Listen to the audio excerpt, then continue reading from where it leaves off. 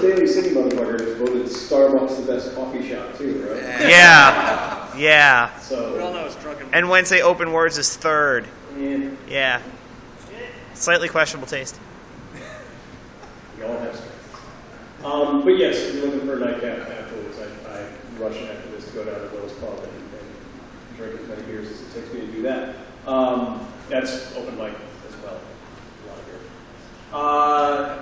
It's a bad story if you have to explain it. And this is what working in the newspaper gets you, is you feel obliged to over-explain everything. Fifth grade vocabulary is the target. But I wouldn't have to explain to fifth graders that Crypto is Superboy's dog. He's the subject of the story. Superboy had a dog. For those of you who don't know, his name's Crypto. This is way back in the Silver Age when they felt like they had to give every superhero a pet. There's actually Streaky the Super Cat, and 5,000 nerd points for anybody who remembers the name of Horse. Comet. Thank you. There you go. There was an actual Super Horse as well. A lemur, I don't know, probably. This is called Master's Voice. Crypto was a very bad dog. It seemed he heard the scolding everywhere he went now, and so he flew faster than the sound could reach him, ears pinned back and the wind in his jaws.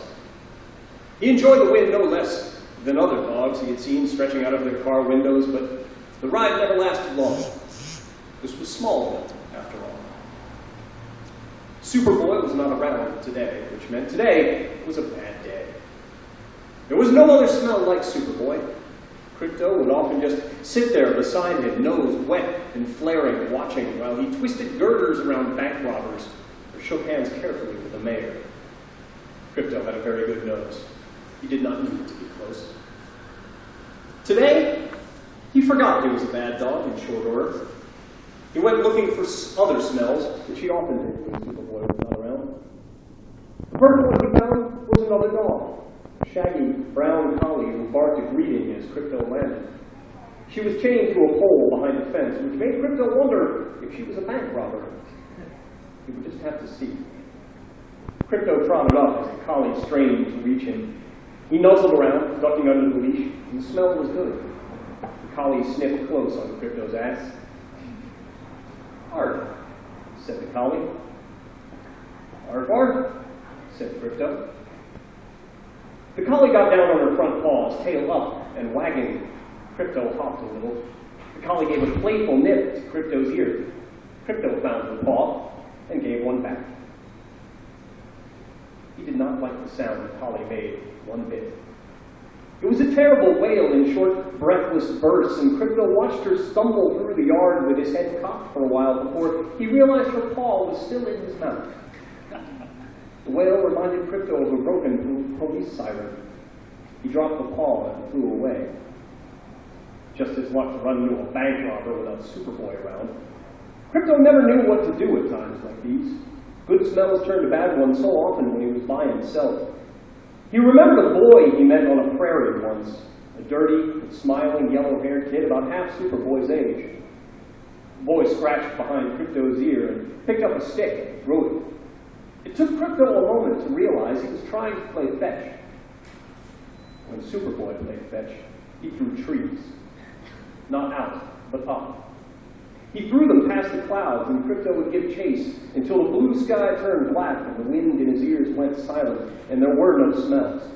Just the silhouette of a tree and its leaves withering before a massive yellow sun. Crypto would let the tree float a little further each time before he bit into the cold bark and brought it back home. Crypto tried to teach the yellow-haired boy to play fetch, but he did not want to play.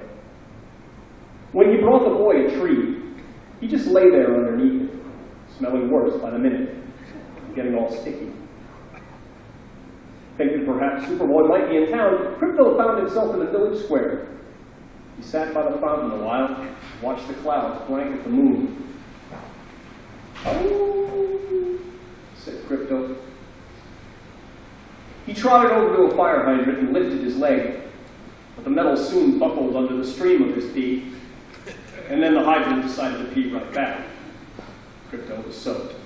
He yelped and shook his wet fur. Every window in the square shattered. Professor Potter stumbled out into the street with glass shards in his hair, shaking his fist. "Bad dog!" he yelled. Bad dog!" Crypto flew away. On the way back to the Kent farm, he flew over the collie, which was now still and smelling very bad indeed. Crypto landed. He dug a large hole with 3 great scratches of his paws. He dragged the collie in and buried it with the leash still attached, trailing off the pole and into the ground. In the morning, Crypto awoke to the sound of a creaking door. It was Superboy. Crypto danced and leapt, knocking Superboy off his feet and onto the porch with dog tongue all over him. "Who's a good boy?" said Superboy as he laughed and scratched Crypto's head. "Crypto is, you bet." Superboy got up and went to eat breakfast with the Kents, leaving Crypto with a morning full of energy. He spun and spun in circles in the yard, but did not chase his tail. Crypto always chased his cape, a shock of red that had been around his neck as long as he could remember. Even when he caught it, even when he sank his fangs in and shook his head as hard as he could, it would not tear. Thank you.